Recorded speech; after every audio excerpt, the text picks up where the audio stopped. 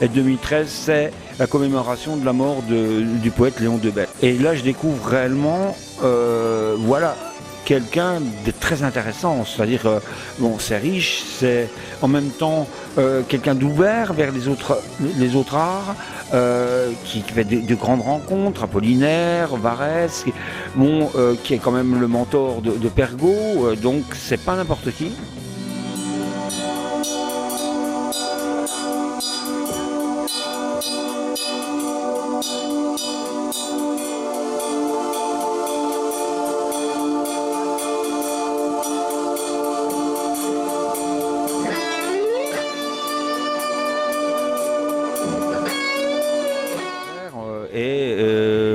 Je comprends tout à fait la difficulté des gens, parce que les gens ont beaucoup de mal déjà maintenant à faire tout ce qu'ils ont à faire dans une journée, et écouter un titre de 7 minutes devient une gageure, ça devient très difficile, mais bon, je pense quand même il reste encore des mélomanes, heureusement, il y en a encore, et pour ces gens-là, c'est vrai que c'est une musique riche, parce que on aborde toutes les formes de musique, on aborde le classique, on aborde aussi le jazz, on peut aborder le rock à l'état pur, le rock basique, contemporain, musique contemporaine.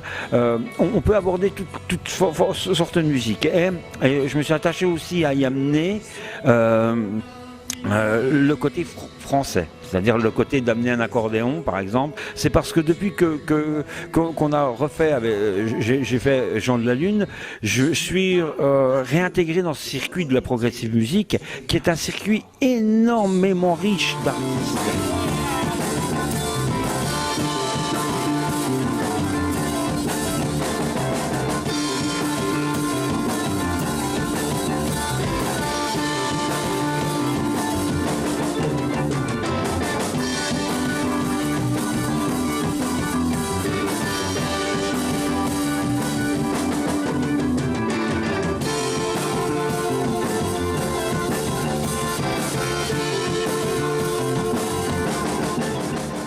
C'est un peu cette volonté d'être intemporel avec des personnages qui sont en décalage, mais sur une vie réelle, qui part d'un point A et qui va à Z, mais j'ai voulu en même temps que cette vie, en fin de compte, quand on regarde bien, c'est une énorme bulle. C'est-à-dire que bon, ça part comme ça, et hop, et on arrive au bout, et elle se rejoint, puisque quand on prend le texte, c'est tout à fait, on a j'étouffe, je crie, je pleure, je vis, et là c'est j'étouffe, je meurs. Mais c'est exactement, il a rejoint le cercle, voilà.